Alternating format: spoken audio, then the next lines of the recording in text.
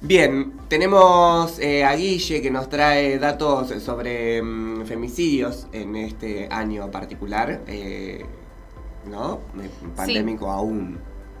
Sí, ayer se dio a conocer los datos oficiales, entre comillas, de la cantidad de femicidios que hubo desde el 1 de enero hasta el 31 de agosto en nuestro país. Digo entre comillas porque quien da estos datos es el Observatorio de las Violencias de Género, ahora que sí nos ven, que es quien se encarga de recopilar y analizar estos casos en base a datos de diferentes medios de comunicación, sean radio, sean digitales, sean gráficos, y a lo que se da a conocer y a lo que no se da a conocer también. Pero recién antes de venir escuchaba que desde los datos oficiales de la nación son menos femicidios, entonces falta afinar ahí un par de cosas que tendrían que trabajar en conjunto con este observatorio, me parece, para poder solucionar estos casos que, se dio a conocer que son 158 los femicidios cometidos en 2021. En 82 personas de esas 158 tienen entre 21 y 40 años.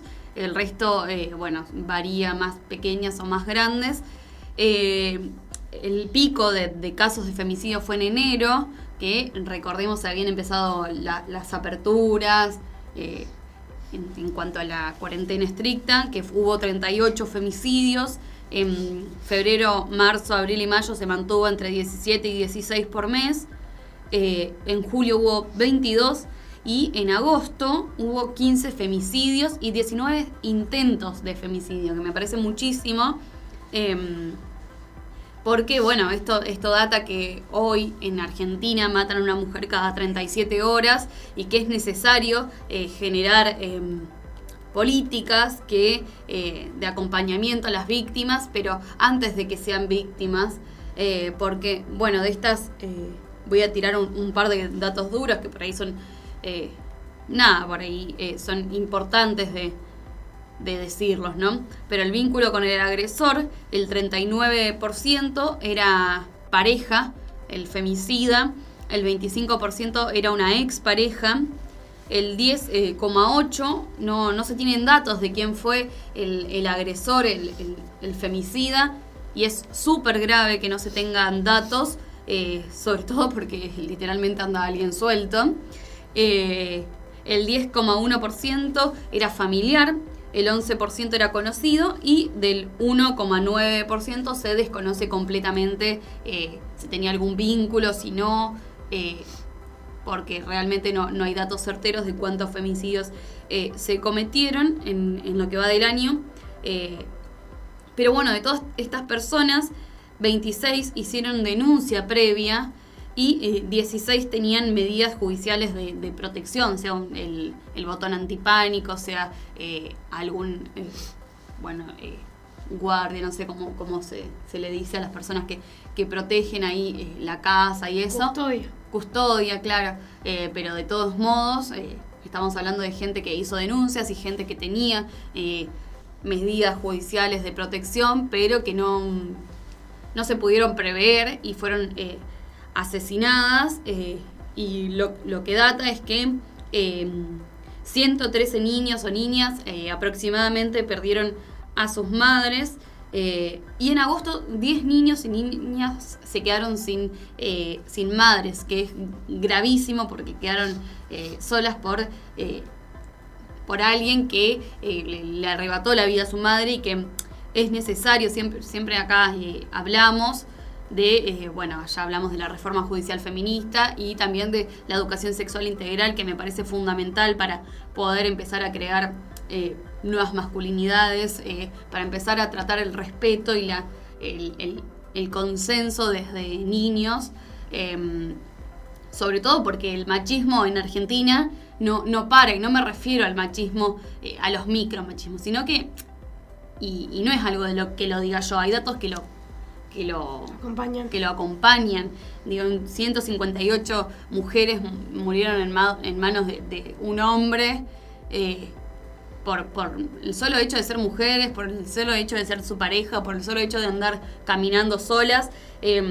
Además, de esas 158 hubo 117 intentos de femicidios que se pudieron salvar, sea por la intervención de algún vecino o vecina, por la llegada de la policía, por gritos de niños, que también es gravísimo porque no hay datos de si se hizo algo al respecto con el agresor. Y a su vez tampoco hay datos de cuántos transfemicidios hubo. Se dice que hubo 7, pero el laboratorio sacó 7, el gobierno sacó 5, pero permítanme decirles que seguramente hubo más, lamentablemente, porque son datos que aún cuesta recopilar porque no se las tiene en agenda las compañeras trans, que están muchísimo, muy vulneradas, no quiero decir más que las mujeres, pero tienen una vulneración muy, muy amplia a nivel social, político, económico, cultural, todo. Sí, invisibilizadas, digamos, en todo tipo de aspectos. Y es terrible que las hayan matado, hay que decir las cosas como son, y que no se tengan datos de quiénes fueron, de a quiénes mataron, de dónde están estas personas. Bueno, son un montón de cosas que hay que empezar a afinar viene desde abajo, desde niños, niñas, empezar a tratar esas cosas, que es profundamente importante la educación sexual integral, pero también desde arriba. Ya hablamos de la reforma judicial feminista, que si se dieran más bola, entre comillas, a estos casos, a delitos menores, por ahí las cosas serían mucho más diferentes. Entonces es sumamente necesario empezar a vincularnos y a protestar contra esto. Ayer, organizaciones feministas de feminismo popular fueron a la municipalidad de acá de La Plata, con el eje Garro Poné la Mesa, y bueno, fueron para exigirle al gobierno de Julio Garro políticas que les deben a las mujeres y a las disidencias. Entre los ejes estaba que Garro y Carolina Píparo vaciaron la Dirección de Políticas de Género en La Plata, que el acceso a la interrupción voluntaria del embarazo no está siendo universal en las salitas, en los hospitales de La Plata, que no se aplicó realmente esa ley. Bueno, hablaron de los funcionarios misóginos que hay en la municipalidad, de la descentralización territorial de políticas feministas, exigieron más presupuesto para la atención de las violencias, presupuesto participativo, sobre todo con perspectiva de género, y la implementación del cupo laboral trans, que en La Plata no tenemos noticias de si se realiza o no en algún organismo público. Y bueno, y siempre retomando consignas anteriores, como basta de violencia institucional a las mujeres y a las diversidades. Se exigen políticas de prevención y de acompañamiento a las mujeres y disidencias que sufren violencia, ya sea sexual, física, económica, simbólica, en los organismos públicos. Entonces, se evidenció un poco lo que está sucediendo acá en La Plata, ayer con los organismos de feminismos populares que fueron a feminismos populares que están bajo la línea de Victoria Tolosa Paz, que fueron a reclamar por más seguridad. ¿Sabemos si las casas de contención para las víctimas de violencia de género, que en algún momento empezaron a armarse acá en la ciudad de La Plata, están en funcionamiento, esas casas de contención? En estos mismos grupos que fueron a reclamar sobre eso, también reclaman sobre el vaciamiento y el maltrato que hay en el refugio Casa Violeta, que es uno de esos refugios. Hay como como un desapego, como que tienen a las víctimas ahí porque las tienen, porque el Estado las obliga, y no hay un acompañamiento real en Casa Violeta particularmente, no sé si hay alguna más, pero que hay un vaciamiento muy amplio en políticas sobre géneros y en estas temáticas que es urgente abordar, y que también los movimientos feministas son cruciales acá porque, tenemos que... Nos pasó una pandemia por el medio, nosotras siempre salimos a manifestarnos, siempre nos indignábamos, no es que porque estar encerradas en nuestras casas nos hizo indignarnos menos, sino que, las condiciones epidemiológicas no permitían que salgamos a marchar, pero creo que hay que buscar una nueva forma de manifestarnos, para poder ser escuchadas y para poder evidenciar que hay 150 mujeres que fueron asesinadas en manos de un hombre, en manos de femicidas, y la mayoría no solo estuvo vinculadas con el agresor, sino que también fueron en sus casas. El 31% de las mujeres asesinadas fue en una vivienda compartida, sea con algún miembro de la familia, con alguna compañera, con su pareja o no. El 30% fue en la vivienda de la víctima, o sea que en su propia casa fue el crimen. El 21% en la vía pública, que esto son 34 mujeres que fueron asesinadas en la vía pública, y hubo otros 22 intentos. Después el 2,5 nada más fue en la vivienda del agresor. Entonces, también, y el 1,4, no hay datos de dónde fueron los femicidios. Entonces, creo que tienen que dejar de culparnos porque se nos sigue culpando porque fuimos, porque estamos con él, porque esto, porque el otro, y siempre somos las culpables de lo que nos pase. Y los datos constan de que la mayoría no fue, que una minoría muy, muy mínima, menos de 10 personas, fueron asesinadas en las casas de su agresor. Pero además, perdón Guille que te interrumpa, lo hemos hablado varias veces acá en la mesa, y es que en el medio de la pandemia muchas se vieron encerradas con su agresor. Sí. O sea que es aún peor, porque no tenían forma de escapar de esa situación. Entonces, esta es una problemática que va más allá de la pandemia, pero en la pandemia se profundizó aún más porque no se podía salir a la calle, uno da las medidas sanitarias y acorde a la situación epidemiológica del país. Entonces, ¿cómo en este contexto, digamos, qué medidas sí se tomaron? Medidas como, implementar, yo he visto varias campañas el 147 es el 144. 144.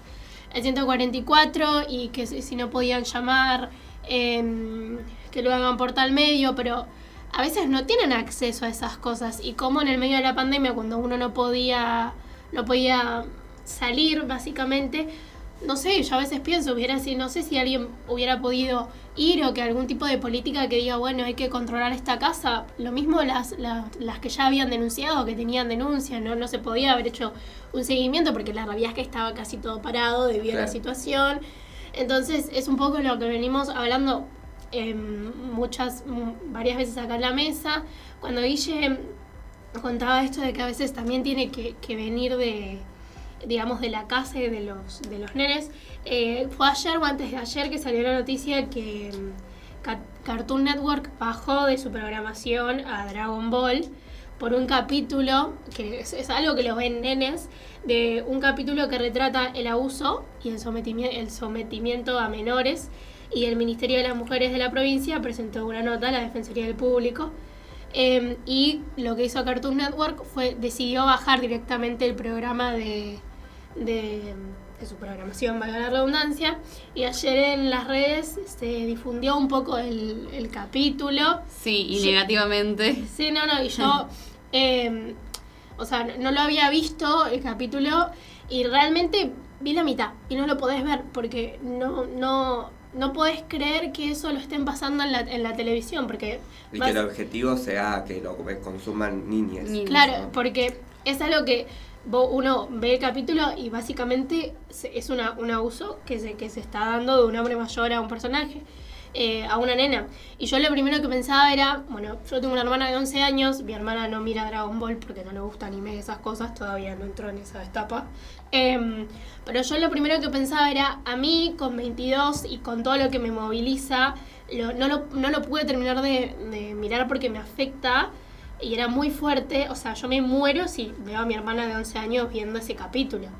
Claro. Imagínate cómo repercute en los varones, en los nenes más chicos. O sea, yo me imagino viendo ese capítulo a los nenes y dicen, mira lo que está pasando en Dragon Ball. Es como que al final se termina naturalizando algo. Total. Yo no vi el capítulo realmente, pero vi muchas opiniones de la gente diciendo que van a cancelar a Dragon Ball, pero hay 158 femicidios. Sí. Pero hay algo más allá, y es esto de empezar desde abajo a no vamos a decir que no es necesario que se hagan cosas para prever la cantidad que actúe como debe actuar. Claro, pero hay que empezar a actuar desde estas pequeñas cosas simbólicas, como son los dibujitos, para que no lo reproduzcan el día de mañana. Sí, exacto. Fueron mencionando cosas trascendentales, a mi parecer, como para poder empezar a problematizar cada vez más esto y poder, obviamente, trazar un camino a la erradicación, digamos, de la violencia de género. Que una de esas es la educación sexual integral, ¿no? Esto que por ahí mencionabas vos, Guille, y que Mili traía el ejemplo del dibujito de Dragon Ball, para tratar y retomar, digamos, ¿no? De que es necesario empezar a construir desde las niñeces, digamos, una conciencia colectiva sobre la no violencia. Y la no violencia en el ámbito físico y en el ámbito simbólico y psicológico también. Porque es muy fácil poder decir que no se expresa violencia porque no se golpea. Pero después, no se llega al maltrato físico, ¿no? Pero después tenés a niños y niñas, niños en realidad, mucho más, sobre todo erradicado en los varones, a niños que ejercen violencia hacia las mujeres, no sé, tratando de que las mujeres todavía están para servirle a ellos, de que la mujer tiene un determinado rol dentro de un círculo de vínculos, o dentro de una familia, o dentro de un hogar. Entonces esas construcciones, que lo que mencionaba Guille, son pequeños actos simbólicos que infieren obviamente en la subjetividad de las personas y de los sujetos,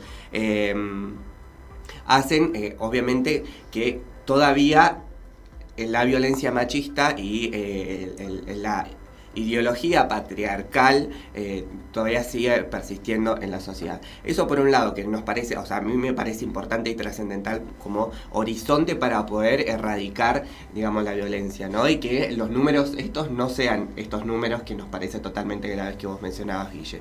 Y después, por otro lado, ¿no? Una justicia de un Estado que esté presente, y que no solamente esté presente en la promulgación de leyes, sino que esté presente, digamos, en el accionar, que no sirve solamente promulgar leyes por promulgar, sino que el Estado tiene que estar presente en absolutamente todas las instancias y en todas las circunstancias.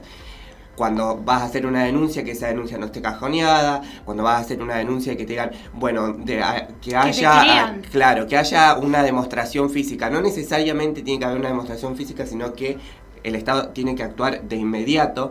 Después, cuando que vayas a hacer una denuncia, que la solución solamente sea que no se acerque a tu casa, sino una que perimetral o un botón antipánico, que sabemos botón que a veces no funciona. Que no funciona, exactamente. Hay que buscar otros métodos para garantizar, obviamente, la salud física e integral de la víctima de violencia de género.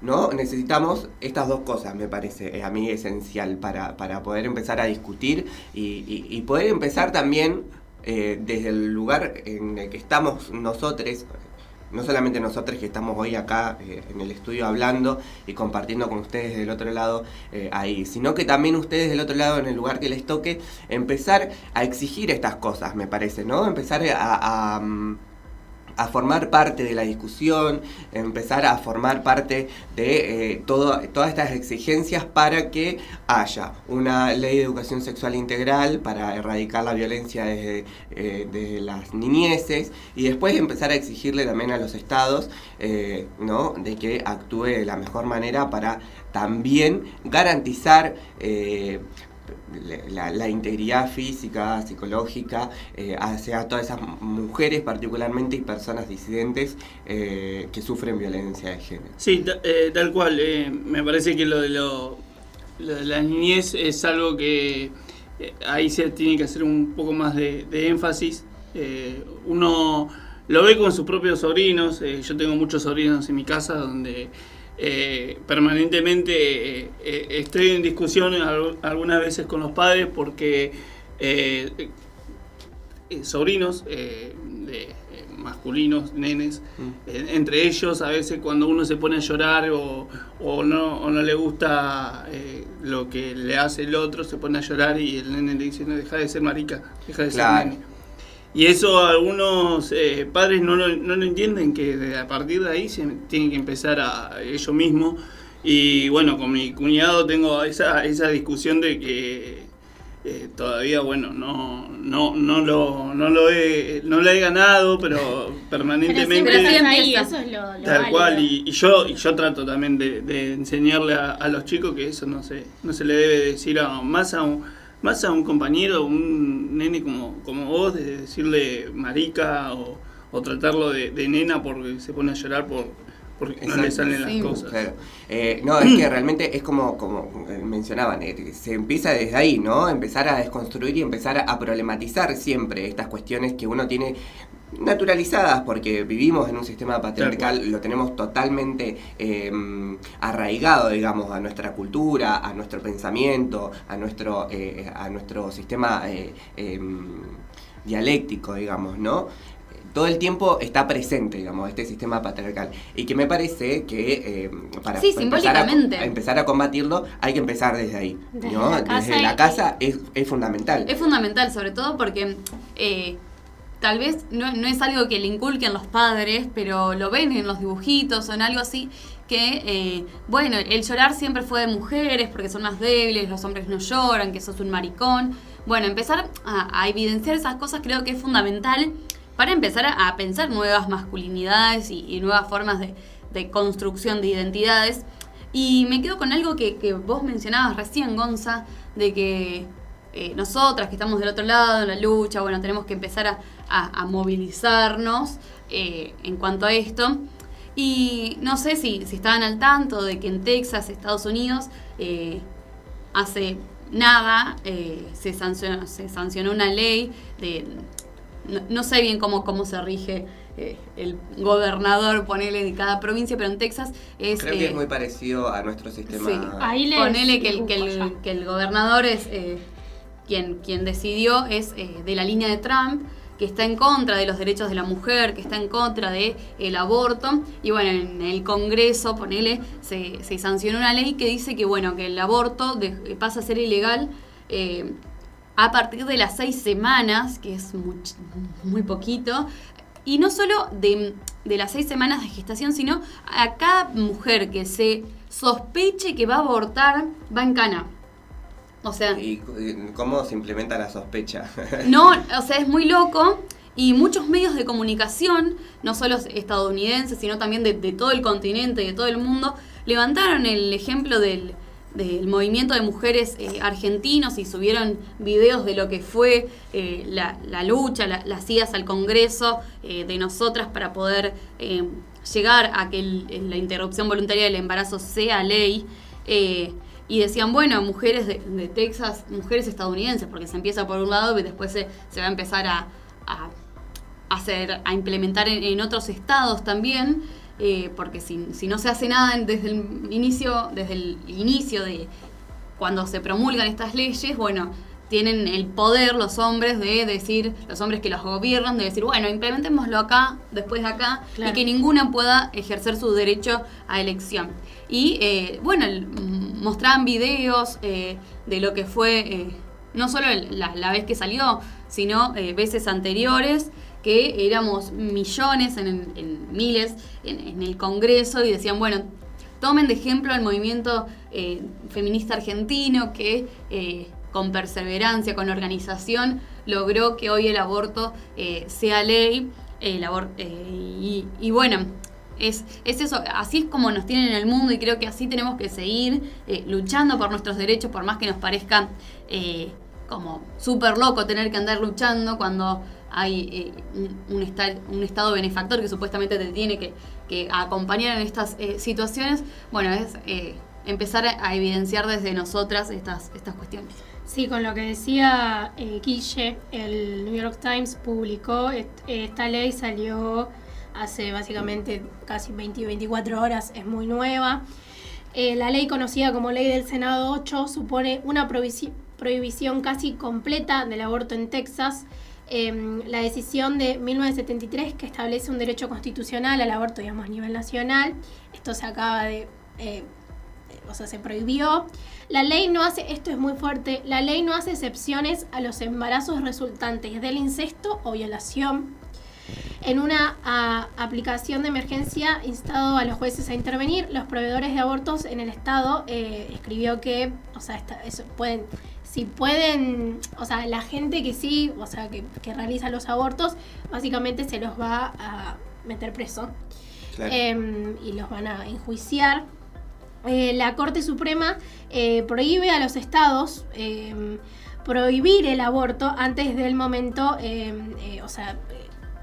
como que es complicado porque en Estados Unidos, aunque haya una ley que diga, bueno, el aborto es legal, en nuestro país cada estado toma las decisiones como quiera, por eso es muy autóctono, no autóctono es la palabra, pero, pueden tomar las decisiones. Aunque el Estado te diga es legal, cada uno puede ver cómo lo aplica y si lo aplica. Autónomos. Entonces es como muy, muy fuerte. Dice que los doctores, el staff y hasta el paciente, el Uber que la lleva a la mujer al abortar, pueden ser denunciados. Retrógrado. Sí, es completamente. Es un retroceso abismal.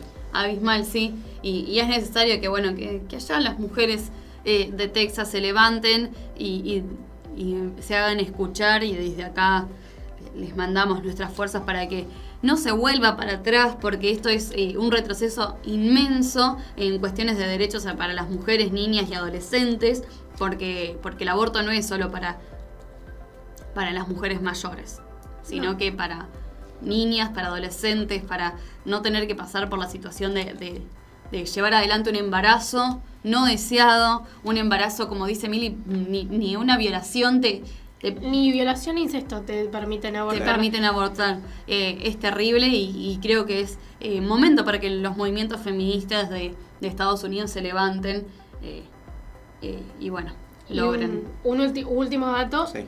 Dice que el proyecto de ley prohíbe los abortos después de 6 semanas de gestación, y lo que aclara es que esto sucede, es antes de que la mayoría de las mujeres sepan que están embarazadas. A veces pueden estar de 6 semanas y no saben que están embarazadas. Por eso es muy poco. La mayoría de 6 semanas, que es 1 mes y medio. Menos. Sí, un mes y medio. Capaz a veces no tenés ni síntomas todavía. No, y los embarazos, la mayoría se detectan a los 2 o 3 meses. A los 3 meses. 3 meses seguro. Sí, así y que sobre todo si son accidentales, ponele.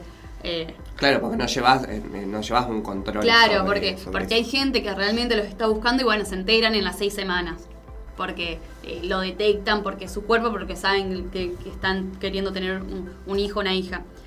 Pero casi nunca se detecta ahí, y por eso se habla de sospecha de aborto, que es nefasto. Sí, completamente. Bien. Me quedo con estos datos que fueron tirando, y con estas ideas que también plantan una perspectiva, digamos, ¿no? Para poder repensar, digamos, políticas que garanticen la integridad física de las mujeres y de las disidencias, y obviamente erradicar la violencia en sí y este sistema patriarcal que tan mal le ha hecho a la sociedad.